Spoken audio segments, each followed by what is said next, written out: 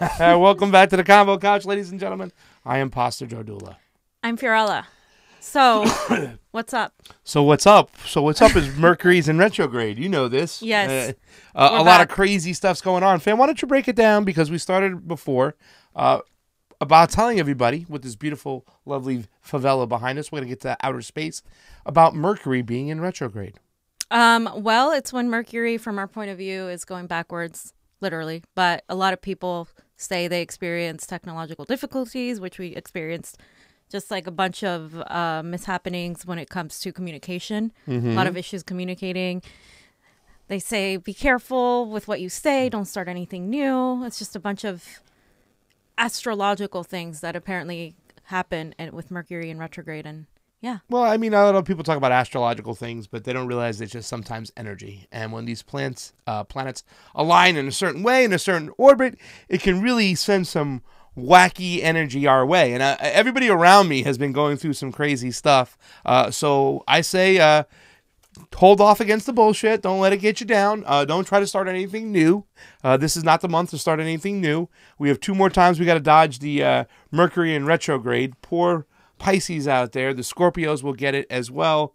And I forgot the other sign, but we'll find out when it is. So please be careful and let the energy just pass on by. And talking about passing energy right on by, I got it right up here for you, fam. Thank you. We had a little situation going in Congress. And, you know, usually fam gets really, really fired up about certain stuff. Fam, this shit got me fired up right now, man. Because what happened with Ilhan Omar in Congress is unheard of. Why don't you break it down, fam? So there's been an obvious gaslighting and an attack against Ilhan Omar for exposing AIPAC, the powerful lobbyist, and for suggesting that it's okay to criticize the government, the state of Israel, and Netanyahu's right-wing policies, and that doesn't mean you're anti-Semitic. So her own people, Democrats, have decided to have a resolution and draft a resolution.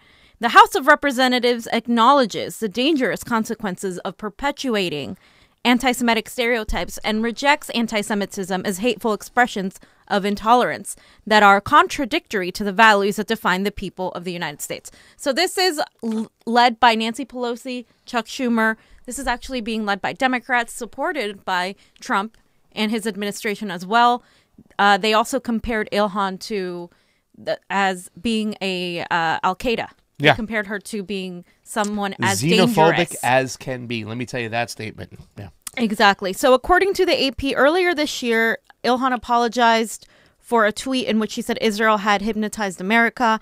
Last month, she apologized again for suggesting that members of Congress support Israel because they are paid to do so, which is true. That earned her stern rebukes from Pelosi and Foreign Relations Committee Chairman Eliot Engel, among others. And this time, Engel said that Omar's suggestion about divided loyalties was a vile stereotype that had no place on his committees. Republicans demanded that Democrats just throw her out of the panel, but there was no sign of that happening. We also found out that it was supposed to happen today, but because of all the backlash from everybody supporting Ilhan, they're moving it to possibly tomorrow instead. Yeah. Well, you know, I think they're taking some time to reconsider what they're about to do. You know, they've been caught once again. They've been exposed. I mean, they are in the pockets of AIPAC lobbyists. They're getting paid off and bought for, and whether they're lobbyists for the Jewish state or lobbyists for anything else. Lobbyists are bad, you know, and they only represent one group of people within Israel, and those are the entitled, privileged people. There are a lot of Jewish people within Israel who don't agree with the Netanyahu government and will speak up against AIPAC. So I'm glad that she's speaking up, and people like Maria Estrada, who's been doing that work with the letters and everything else, standing up. I made a post, fam, and I said it. For those of you who call yourself progressive and chose not to stand with Ilhan Omar, you've made my list, buddy, because that's the way I feel. Exactly. And constituents are going to show her support for her through voting these people out that aren't standing with her, and also through donating money, which has been a thing. People have been donating money to her in solidarity of what she's done. She said, I should not be expected to have allegiance or a pledge support to a foreign country in order to serve my country in Congress or serve on committee. And she tweeted this as well. We have this picture here. Many of us agree with her. I mean, we're living in this reality where being opposed to Netanyahu and the occupation is not the same as being anti-Semitic. And this is something that she's been saying.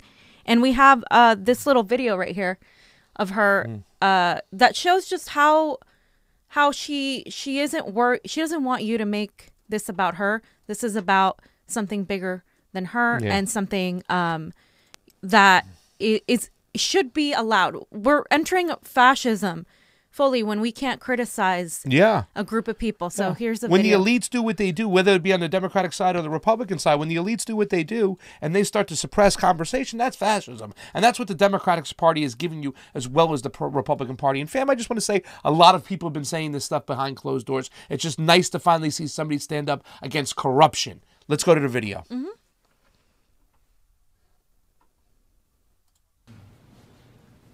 And so I don't ever want you guys to worry about me. Can't help it. Truly.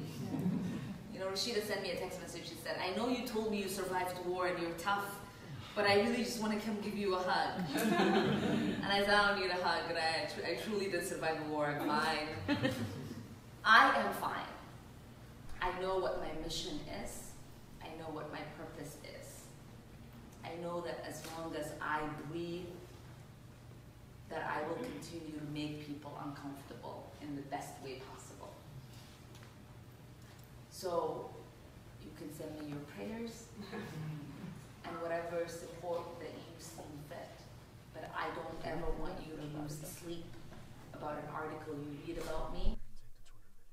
Okay, so she also says in several tweets that we have here, my Americanness is questioned by the president and the GOP on a daily basis, yet my colleagues remain silent. I know what it means to be the American, and no one will ever tell me otherwise.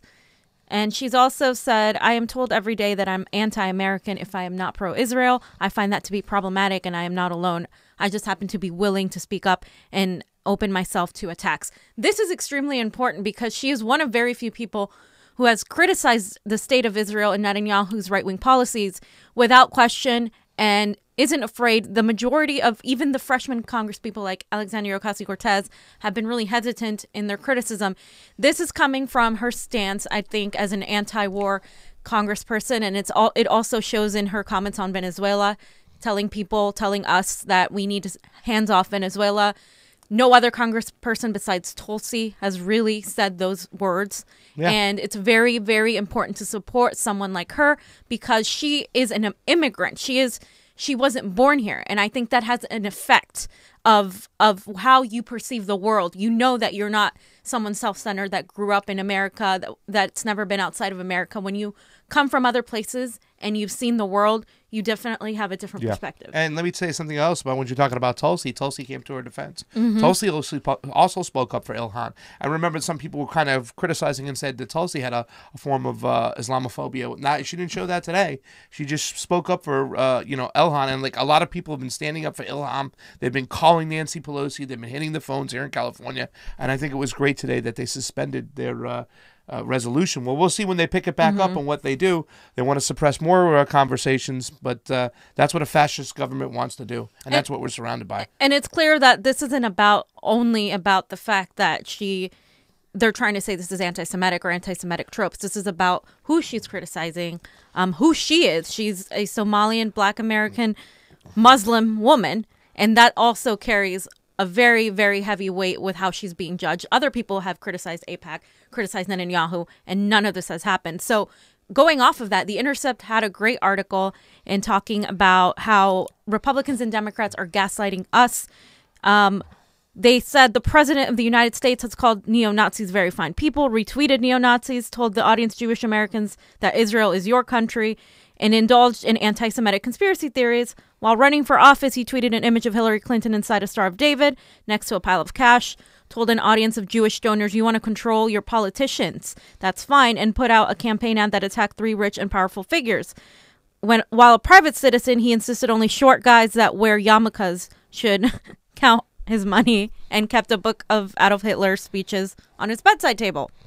He has never apologized for any of this, and neither is Congress. And there are other examples of people who have done this and haven't been held accountable. Yeah. And she definitely did not do any of that. She's simply criticizing the powers the lobbyists, the fact that they have so much control over our war economy, over our entire economy in general. Yeah, she's doing what she was put there to do. She understands what her goal is and what she needs to do. I think the comment of her saying, my job is to make people uncomfortable in the nicest way possible and speak about the things that aren't spoken about. Number one, because she's not bought. And we've showed you, we've had the show, fam, with all the AIPAC lobbyists and everybody who goes to speak to them, Nancy Pelosi, Chuck Schumer, John McCain when he was alive, Donald Trump, Hillary Clinton, Barack Obama, George Bush. They're all being bought and paid for. I hate to say that in a bad way. But yes, they are. They're bought and paid for by AIPAC. They're lobbyists. And last year, I think it was $22 million or something to, persuade the Congress to do what they want to do. That's not, come on.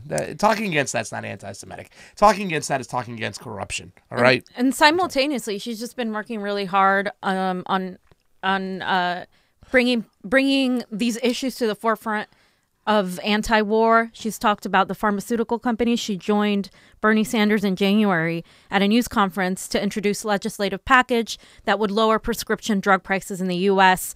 And the support with her, as we said, has come in the form of donations and a form of very well-defined, very supportive tweets, like this one from Aaron Mate. Yeah. Aaron Mate is one of my favorites. He was with the Real News Network. He's been on Jimmy Dore a lot lately. This guy's done a great job. He did a great job exposing the fugaziness of the Russiagate story.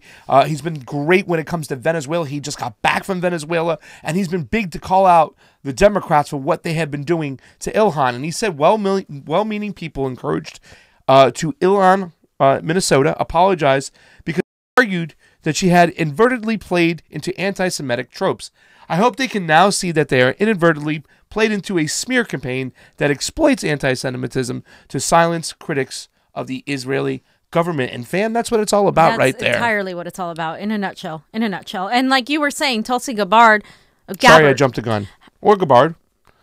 Depends on what part of the country you're from. I don't know. I'm from the South. Everybody says Moulin Rouge people. I think it's Gabbard, Gabbard, whatever you want. But she even talked about, yeah. We must stand united to condemn religious bigotry, the anti-Muslim bigotry and hate expressed towards Representative Ilhan Omar. Comparing her to 9/11 terrorists is reprehensible. Yeah, and that is something they're doing. They're actually comparing this woman to 9/11 terrorists. It was like the same type of Democrat who said the Russiagate attacks were like the 9/11 attacks as well. These people really need to get a grip. And better yet, these people really need to be thrown out of Congress.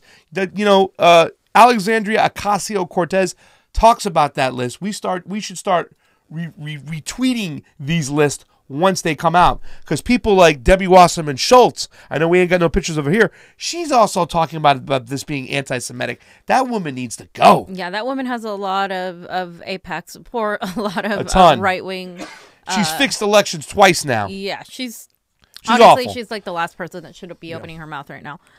Another person that supported is Rashida Tlaib. She said, as you guys saw in the video, I am honored to serve with Ilhan Omar, an incredible, courageous woman. Every time I worry about her and the ugly attacks, I remember what she said to me 2 months ago. I survived war. I can survive this. Yeah. And then Alexandria Ocasio-Cortez, she said, I'm heartbroken that there isn't more denunciation of this outward and blatant expression of bigotry and Islamophobia by a state party. In my opinion, those who stood up against anti-Semitism a few weeks ago should also be calling out the Islamophobia here too. Yeah. It's hypocritical it is, because they know they can go after Ilhan because their donors don't care because she's a Muslim woman. I mean, it's disgusting. This is real xenophobia. This is Islamophobia over here. This is awful, and we need to really call this shit out. I'm standing with Ilhan. I love this woman, man. She's very brave. Keep fighting. Keep doing what you're doing. You know what I'm saying? We got your back, fam. The interesting thing is that this AIPAC activist told the New York Times that the lobby is coming after AOC, Rashida Tlaib, and Ilhan Omar. They said they're coming after them. And they also said they are three people who, in my opinion, will not be around in several years. Yeah. Wow. Wow. Well, that's what they try to do. They try to regurgitate this bullshit. Like right now, I had a Jewish friend of mine from Boca Raton says, well, AOC will be indicted before she finishes up. I'm like, where are you getting this information from? Because AIPAC lobbyist people are telling you this crap? Yeah. Listen, they might have a lot of money, but you ain't going to buy us here, pal. We're going to call you out. You've been exposed, AIPAC. Give it to me, Johnny. Johnny Pesto. AIPAC. You've been exposed. You got it. Sorry, fam. I didn't mean to do that. I got a little excited. usually happens, fam. It's okay. I know, you're used to it. But it's just... With all due respect, that's a bunch of malarkey. It's a bunch of malarkey. There he is, baby. You got it. My favorite guy. Uncle Joe. It's just really important because it just shows that they are a threat. It just shows that they're a threat, and these 3, women of color who happen to be women of color, they're over here getting things done, and they're threatened, and that's all it is. And we have Sari Makdisi, who said the Israelis are bombing Gaza. Yet again, children constitute the majority of Gaza's population. Think about that as you ponder the cynically manufactured controversy around Ilhan Omar and the thundering political silence over the real outrage here.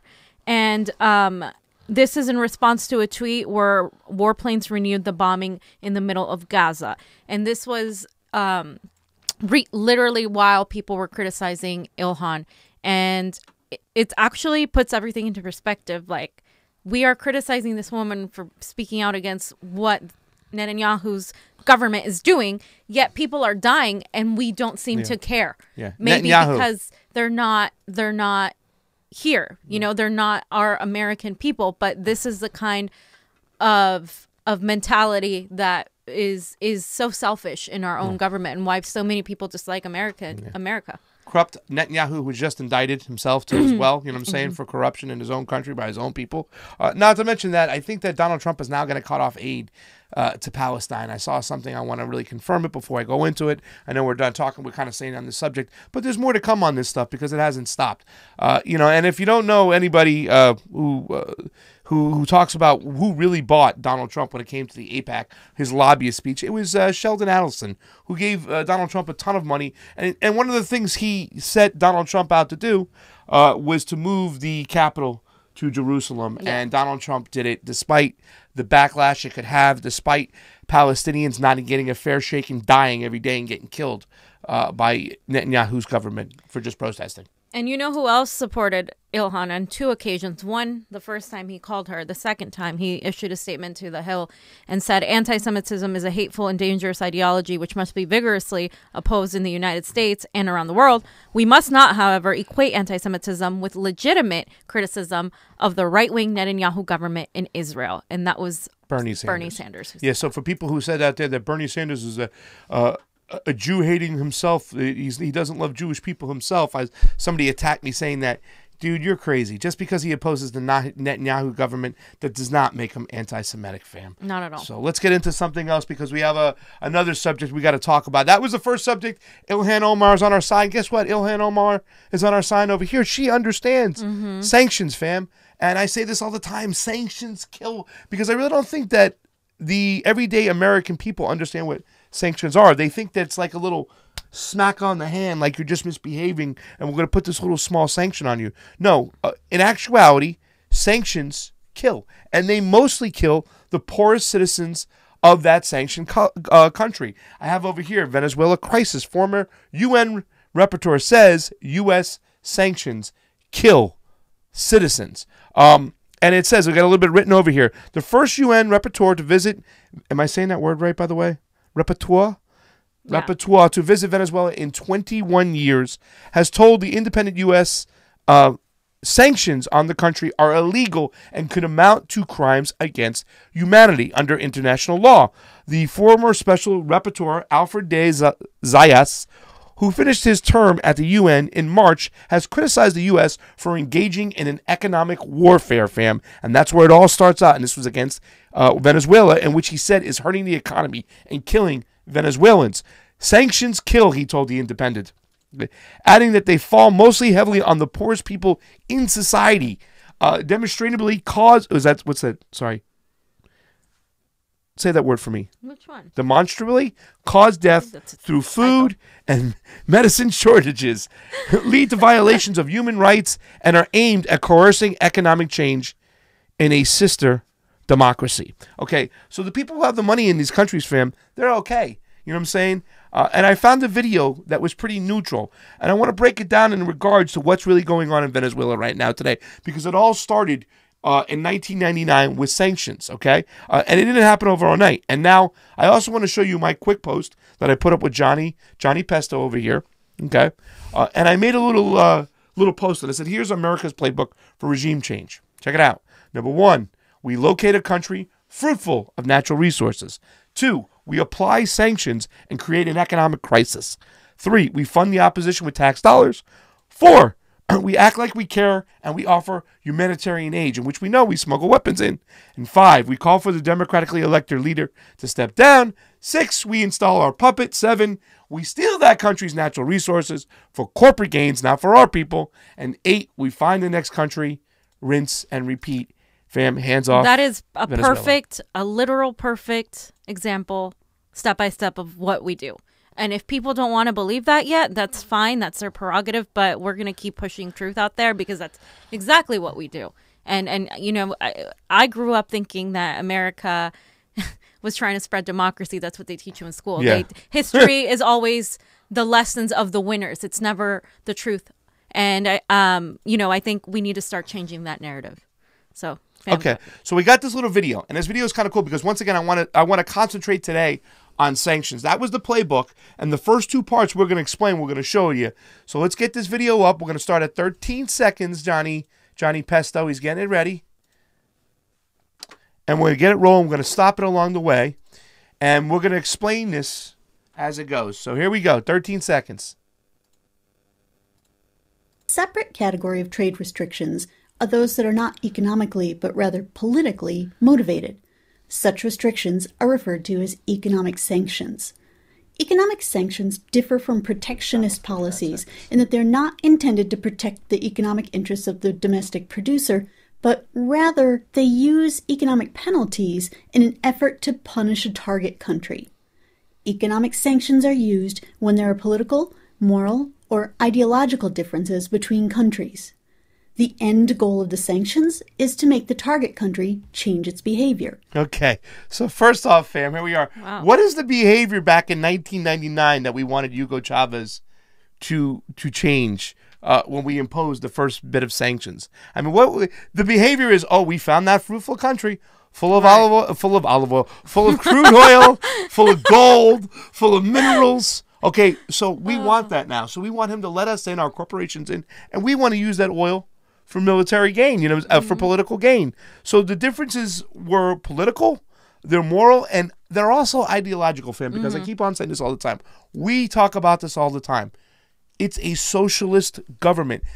The United States elites do not want the citizens of America to see a socialistic government work. They don't want people to see the citizens getting health care. They don't want to see the people getting education. They don't want to see the people getting assistance whatsoever, because if they see it successful, then the American people might want it themselves. And let me add to that.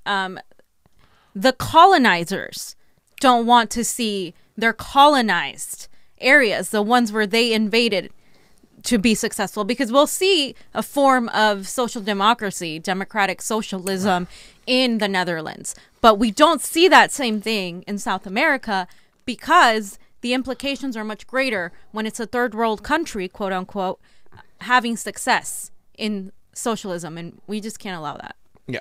So let's run this next part right here, and it will just show you, too, some of the reasons why we push sanctions.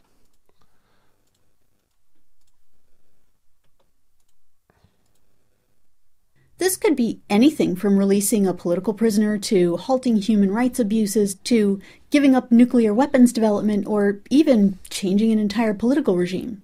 Right there, fam. So isn't it funny that it's the last one, to changing a political regime? I mean, the first one they're showing right now, they're trying to kind of paint sanctions as a positive thing. Like, if you remember Nelson Mandela, the international community imposed sanctions on South Africa to release Nelson Mandela, and eventually they caved into the sanctions, and Nelson Mandela ended up becoming the president after he was released in apartheid state. However, when you see this up over here, there are no human rights violations in Venezuela.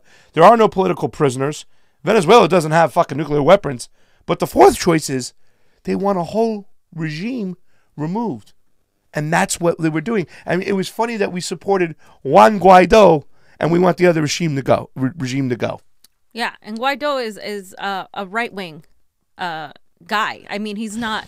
Why do you think Pence was in communication with him? As soon as Pence got off the phone with him, that's when he started going. That's when he started to get going. So if you guys don't see the connection in there, there it is. Democrats supporting our interventionism in Venezuela are actually working in collusion with the Republicans who are also doing the same thing. Debbie Wasserman Schultz, not mentioning any names. Let's go to the next one. Let's run this baby. Sanctions can take many forms, but typically they involve a boycott of the target country or an asset freeze. If your country refuses to do business directly with the target, then you're practicing a primary boycott. This could mean refusing to buy products from the target, like refusing to buy oil from Iraq, and or refusing to sell products to the target, like refusing to sell weapons to Afghanistan.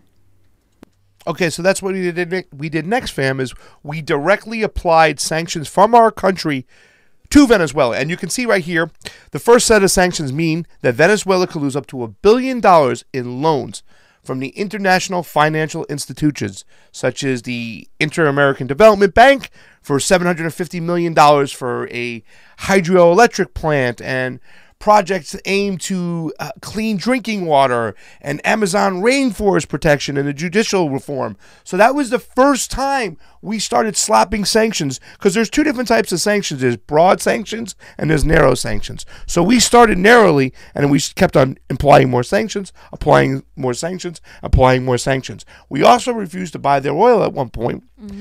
Went to our buddies in Saudi Arabia, and they helped us out, which will lead us to the next part of the sanctions. Fam, you have anything to say about the first part? The third part, you mean? Well, the first part of the sanctions. Oh, okay. Yeah. No, go ahead, fam. All right, so now we got us putting sanctions on there, but there's more to sanctions, because what we do is we get our friends involved, fam, and we really beat up on them.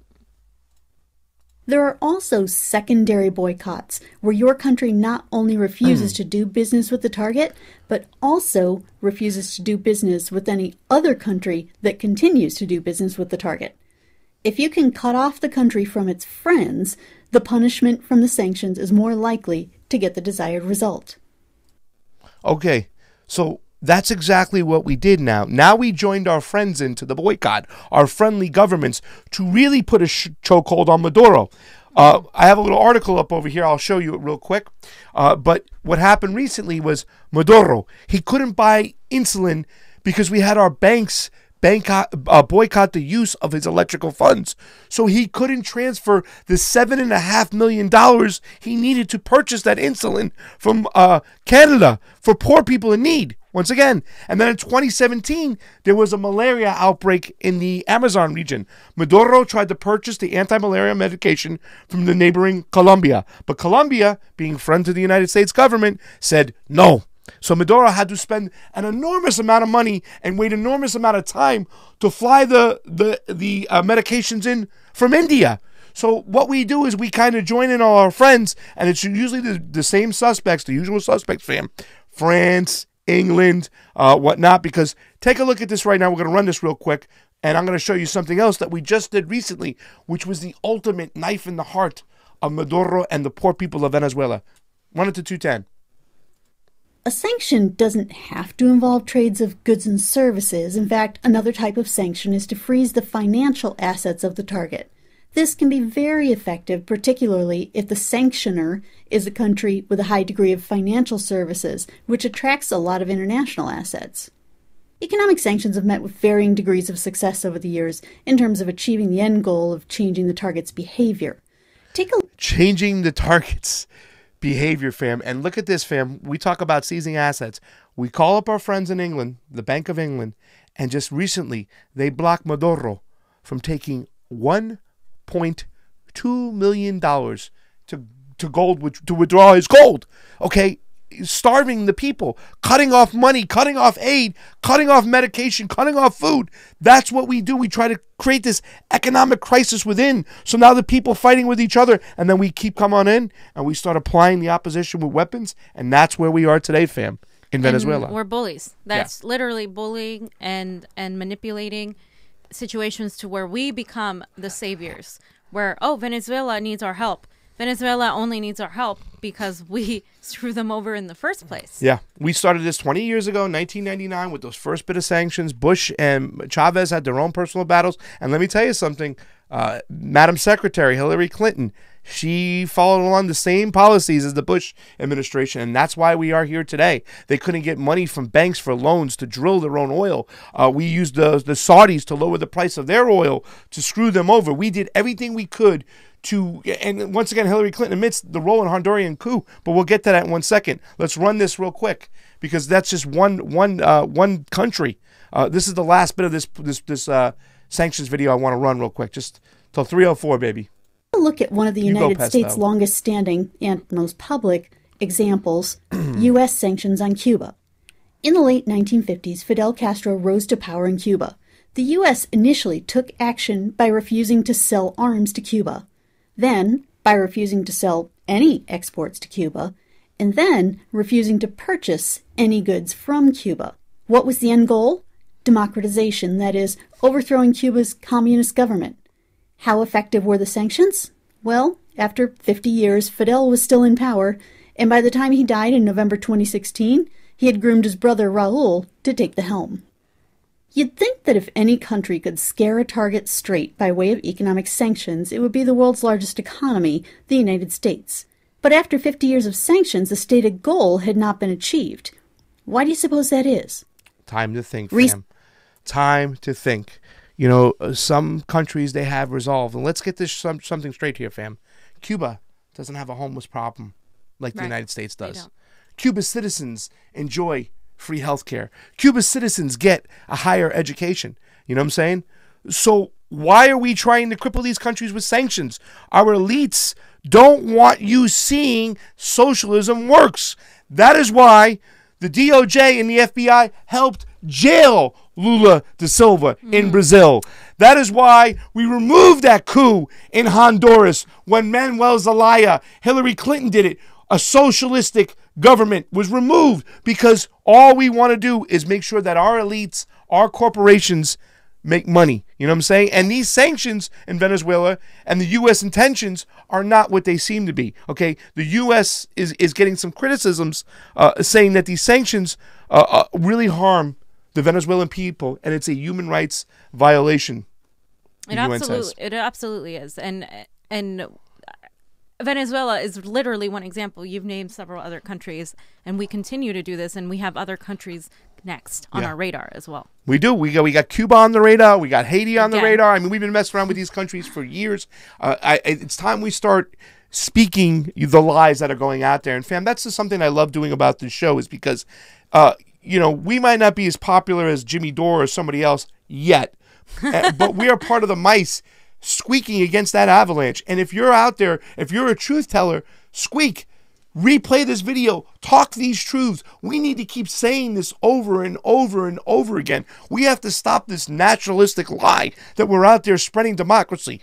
No, we want their natural resources. The corporate elites want that oil. They want that gold. Chavez didn't want to give it to them, and now Maduro's hanging on for life. And guess what?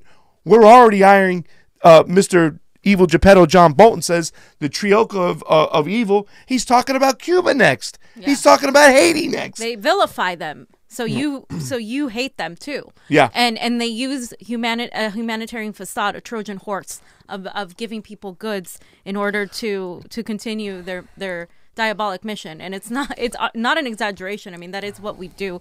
And if you think about it, it makes sense because right now in America we have the biggest wealth inequality in a first world country. It is ridiculous how all the top wealth is concentrated on the 1%, and everybody else is barely getting by. And so that's why people like Tulsi Gabbard are amazing when they speak truth on foreign policy. Yeah. She said, decisions by presidents who do not understand foreign policy or who lack the temperament or foresight to make wise and careful dissorts result in suffering and death and the decimation of communities abroad and at home as we bankrupt our country to pay for unnecessary war. So not only are we hurting those nations, but we're also hurting the majority of our nation who we're telling that all the things they want, Medicare for all, higher wages, free public education, child care, a Green New Deal, is they can't pay for it because all of our resources, our attention, and our money is going to hurting other people in other countries,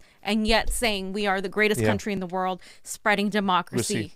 Johnny, can you put my message up that we did again too? Because I wonder if you can get to it really quick, because I want to kind of piggyback on what Fam just said over there, because it's so true.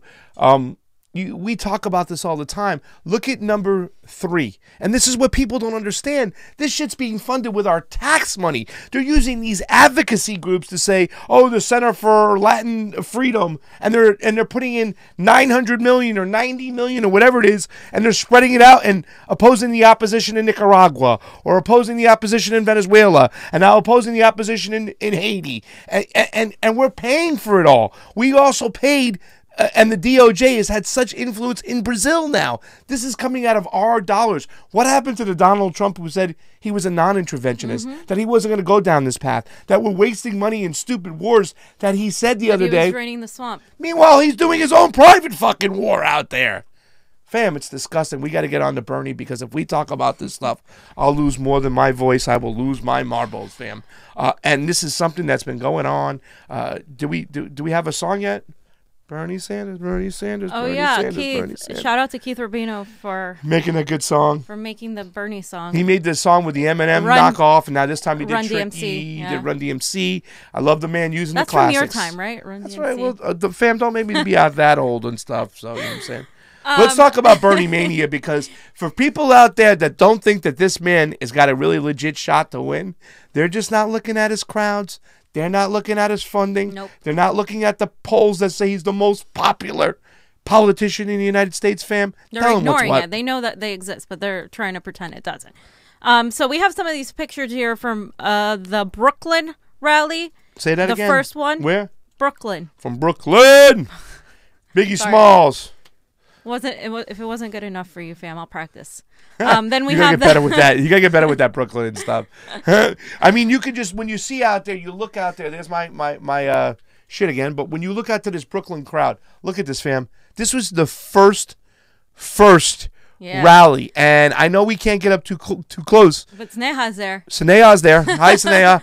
But the diversity within the crowd. There are black people, white people, Asian people, African American people, Israeli people. There are, Islamic people. There's all different types of people out there. And it's amazing that it was freezing cold in Brooklyn, and they still packed it in, fam. Exactly. And also in Chicago as well. And it's funny, there's this meme that said, leaked picture, Bernie Sanders holds meeting with his powerful special interest donors. 360,000 donors, fam. It could also be the Russians. Oh, all yeah. These Russian Oh, now look at that. Look at that in Chicago. Then now you know who's there? That my boy Kit Cabello up there, holding it down. Kit Cabello, Harns Len Media. He was on TYT. He's been on Jimmy Dore. The guy is just the man with the master plan in Chicago. Kit Cabello, we love you and stuff. Shout out to Kit. And then we just have a bunch more pictures and people holding the Bernie signs. It's really awesome. You got Nina Turner up there. That's my Turner. girl. That's our girl, Nina. There she is. She's got a lot of love. Awesome. Look at Nina over there. Wow. Hey, fam, it's like a hurricane, and the hurricane is coming. Mercury is in retrograde, but there's a Bernie meteor heading towards Donald Trump's White House, and it's going to blast on through. Good job. So, well, it's going to happen, fam. Also, can we have a picture of my favorite? Jane. She's going to make a great First Lady. Isn't she? She's going to make a great First Lady. And I love the new Bernie water jugs that are out there and stuff. They're going full press. You know what I'm saying? Shout out, hey guys, just for future reference, I want a Bernie water jug for the gym. So we have some snippets of these videos, and I looked through the very most important parts of the video that I wanted to kind of showcase. Yeah. And we're going to go through them rather quickly. So we get the volume up on these. The New York one is the first at 15 minutes and 30 seconds. And make sure we get a nice big volume over there, Johnny Pesto.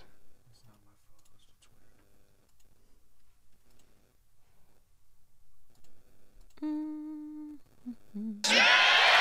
we go. No more profiteering from locking people up. Yep. No more war on drugs that has destroyed so many lives. No more keeping people in jail because they are too poor to afford cash bail. There we go.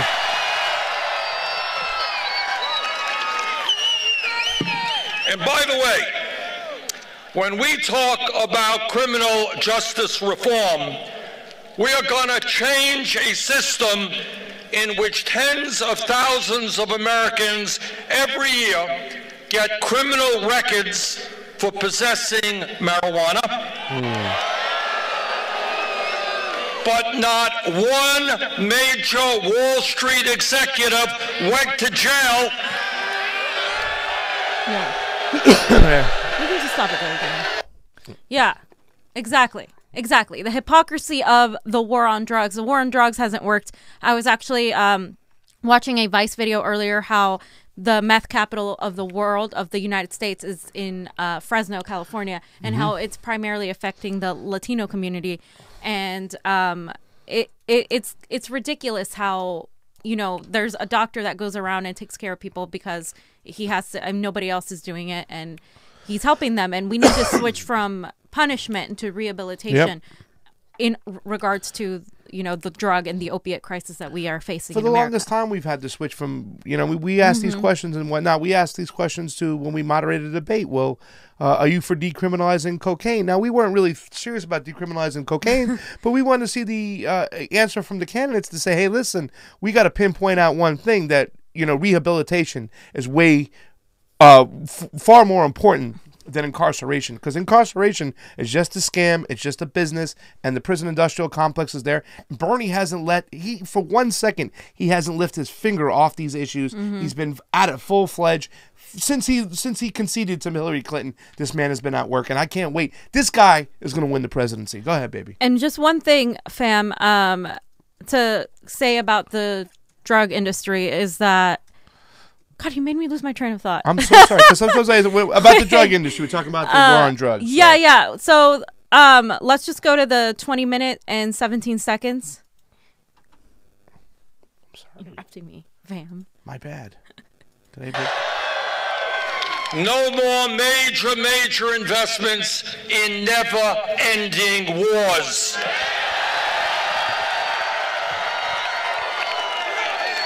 Brothers and sisters, we are going to win this election not because we have a super PAC funded by billionaires. We're going to win this election because we are putting together the strongest grassroots campaign in the history of American politics. Yep. That says it all. I mean, Bernie Sanders people. always focuses on the million people, on having 50 states, all of us, and it's the people. He has a lot of the people, and as you can see by the crowds, he's not someone that's just talking. He's actually telling the truth. Yeah. And then one last for the New York at 23 minutes and 15 seconds. And my mother raised my brother and me. I learned a great deal about immigration as a child because my father came from Poland at the age of 17 without a nickel in his pocket, without knowing one word of English. He came to the United States to escape the crushing poverty that existed in his community and to escape widespread anti-Semitism. And it was a good thing that he came to this country because virtually his entire family was wiped out by Hitler and Nazi barbarism. I am not going to tell you that I grew up in a home of desperate poverty. That would not be true.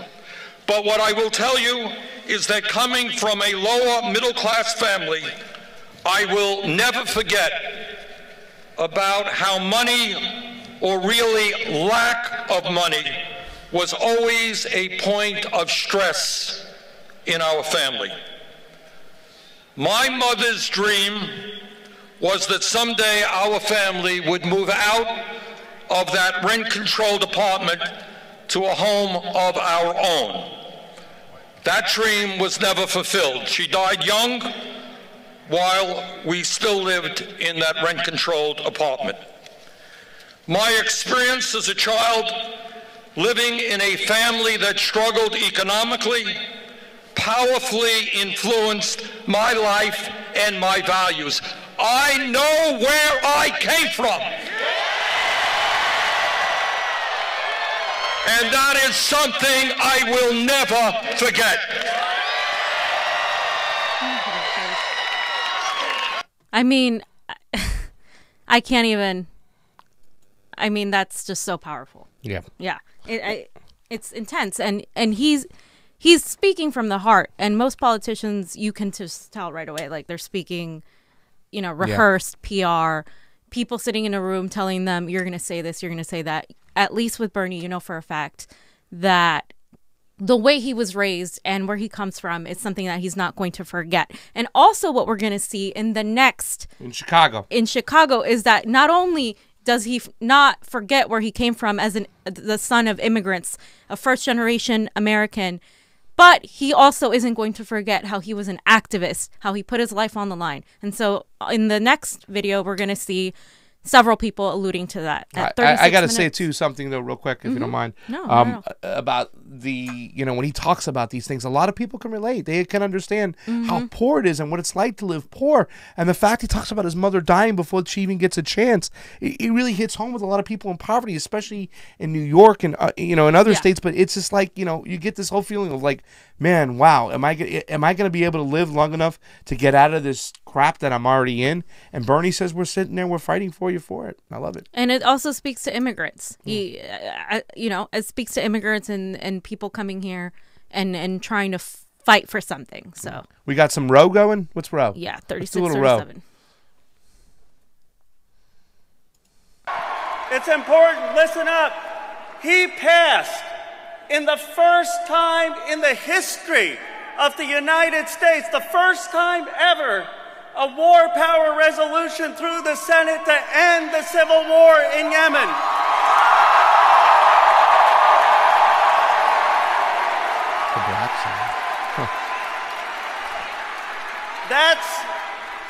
That's about saving lives. 14 million Yemenis who face possible famine. But let me tell you, it's more than that. Yemen is a precedent for a simple principle: no more unconstitutional wars. And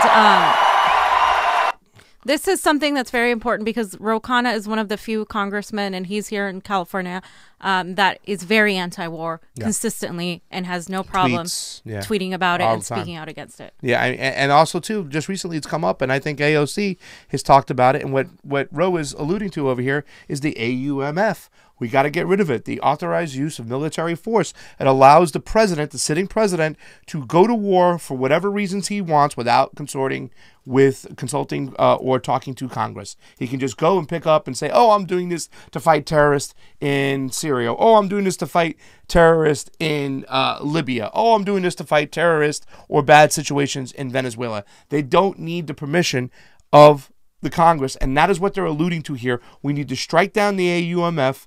Barbara Lee was the only one not to sign it right after 9/11, and a lot of people have been talking up against it, and so is Alexandria Ocasio-Cortez.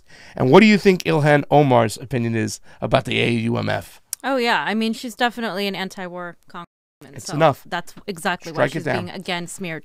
Just now, like I'm going to show you a clip of my girlfriend speaking at the Bernie rally. They gave her a little time. Our girl, Nina. Here you go. 41. Love you, Nina. Puerto Rico.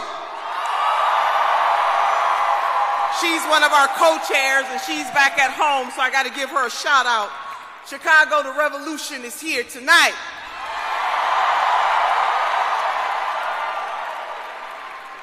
And we are here because you are here. We are here because the needs are here. And we are here because the opportunities are here. You know, Sister Destiny did that thing. I was back there and I told her, well, she took all my notes. And I got to shout out Tommy's Reunion Choir. Didn't they do that? They did that. As my two co-chairs, Brother Ben and Congressman Rowe, laid out why it is so important that at this momentous moment in our history, that we aim for not only half measure, but we aim for transcendence.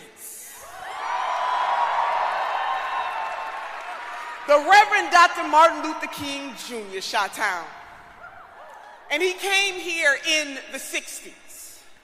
And you see, this history is important. You know, there's a lot of folks out there talking about, why are you talking about his history? Why do you talk about history? I talk about history because Brother James Baldwin put it this way. He said, know from whence you came.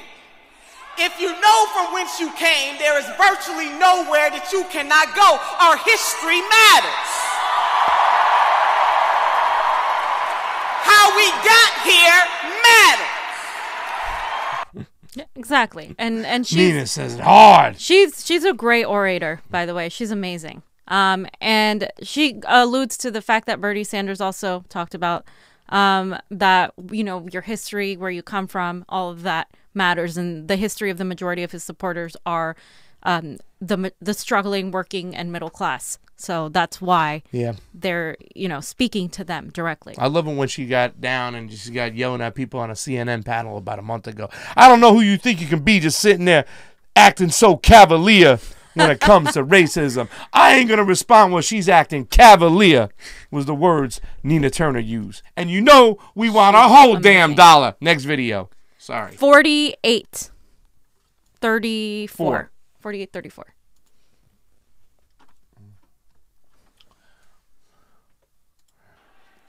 That with these hands.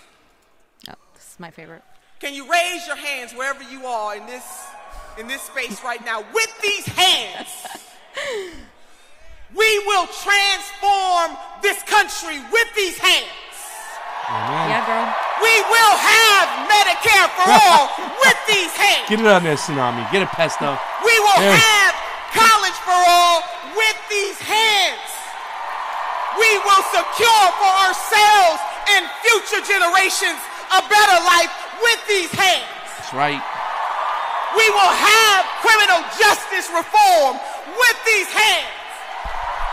We will strike down the vestiges of racism and discrimination and homophobia and xenophobia with these hands.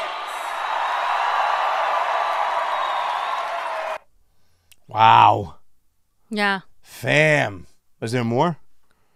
No, it's okay. We can go on to the next one. The last one is Bernie's, I believe, at 56. 15. I mean, wow, that was so awesome.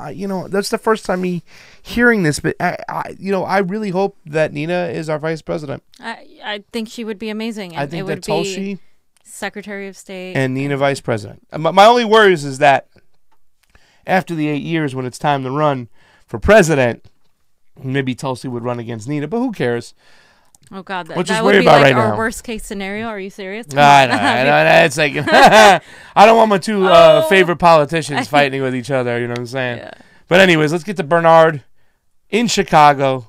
Heartlands Media, we love you. And let me thank my fellow political revolutionary, Senator Nina Turner.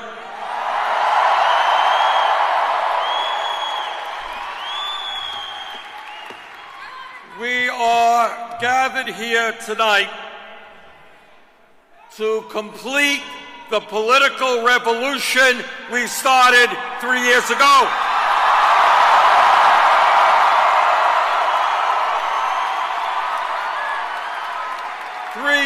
Ago, they thought we were kind of crazy and extreme.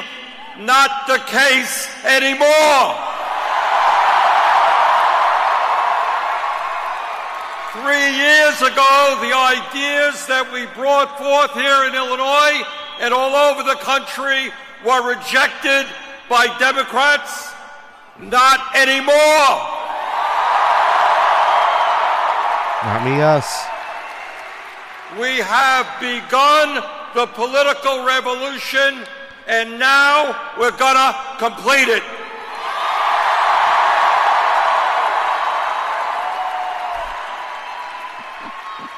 I want to thank all of you for being part of a campaign which will be unprecedented in modern American history.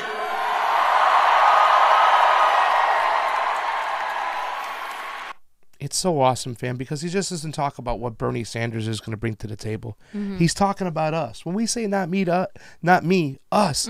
He's talking. It's like we're going to do this. This is going to be the biggest grassroots campaign that the likes of nobody's ever seen, and he's putting some accountability on us as young citizens to get out there and bring it home. It's just more than Bernie Sanders. Yes, he's the vessel driving the boat. But it's about us, fam. Oh, and just one last part at 1:29:40. An hour and 29 minutes and 40 seconds. Our campaign is not only... Not working? He's got it. Let's move on to the next one. Okay.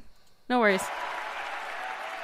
One day, many of us went to the spot where they were planning to put the trailers. We were corralled by the police and told not to cross a line. Well, some of us did cross that line.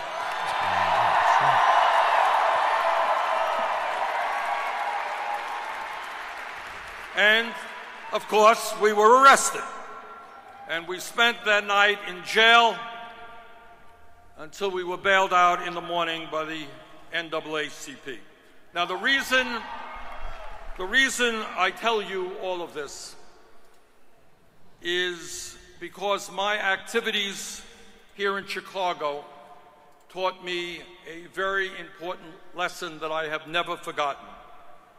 And that is that whether it is the struggle against corporate greed, against racism, sexism, homophobia, environmental devastation, or war and militarism, real change never takes place from the top on down. It always takes place from the bottom on up.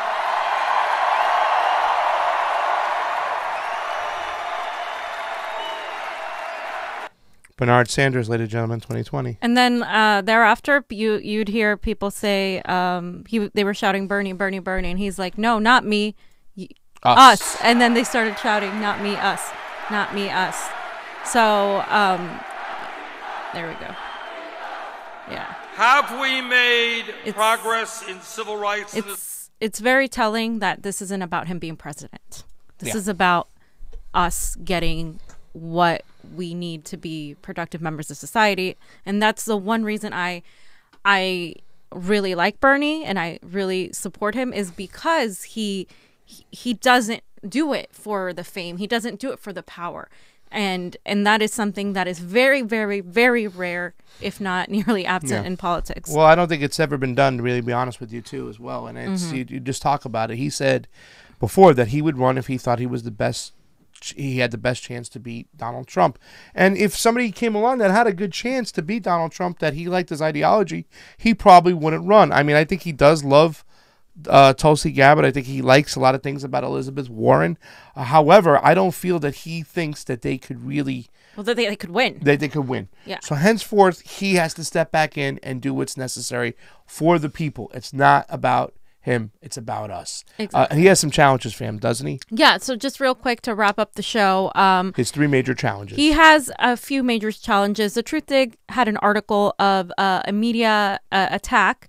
And, oh, hi. Shout out to... I'm sorry, Winkle the Bernie bro with a little super chat donation. Thank you, Winkle. We love you. Glad you're watching them. My boy Perry is throwing a little something. But let's talk about these three major challenges too, fam, because this is something that's pretty important, because there's a lot of things that, we're going to have to deal with. And especially us as independent media. So the corporate-owned media and corporate advertised-funded media of the country are the biggest barriers between Bernie and the Oval Office, not necessarily the establishment DNC, which is an issue, but the media is constantly perpetuating things about Bernie and everybody that's in opposition to the status quo. So they say that often functioning as propaganda outlets, the major news media serve as amplification of a system for corporate power.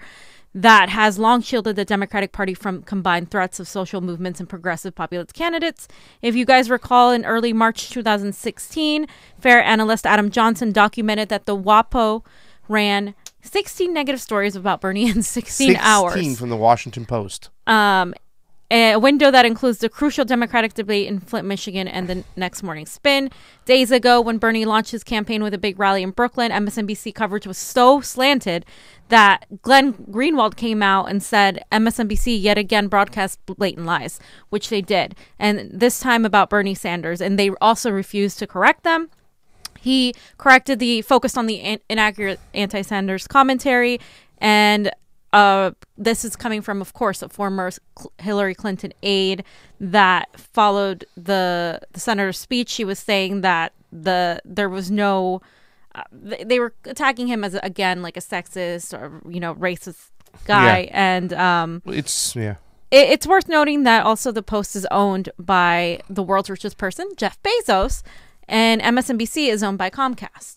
So it just tells you who they're going to prefer, who they're going to speak to.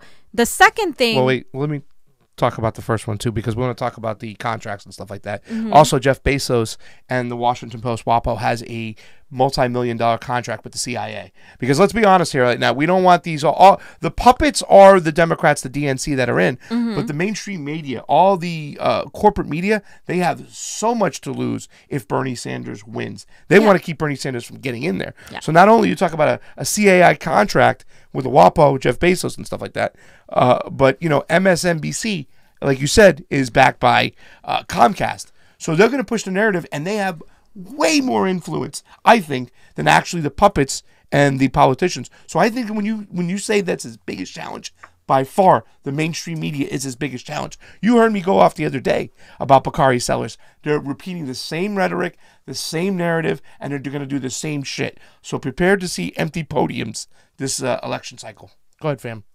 And then we're also Number 2, dealing with reparations questions. That's, I think, his second challenge, just because of the perception, the climate that we're in. It's a catch-22 when you talk about reparations. Nobody has defined it. It needs to be defined, and I think he can just communicate his stance better. But I also like that he's asking questions because nobody has defined it. And these people like Warren and Kamala are saying that they support reparations blatantly because they don't know what they're saying. It's very general.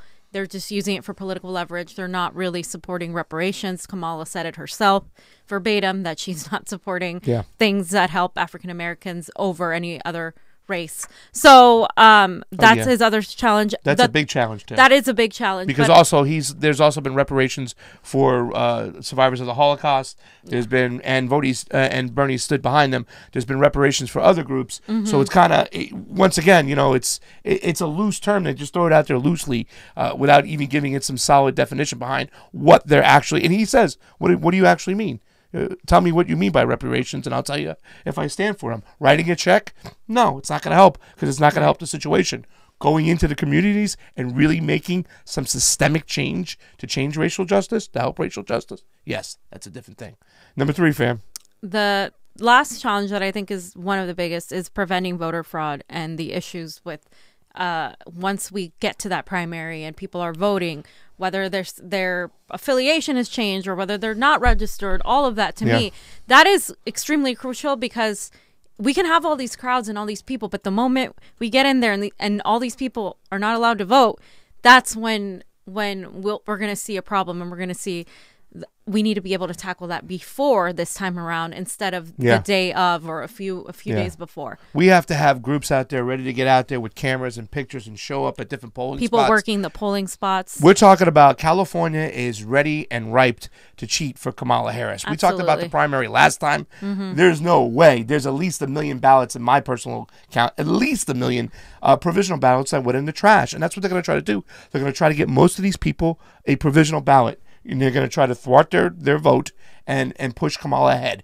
That's my personal opinion when it comes to California.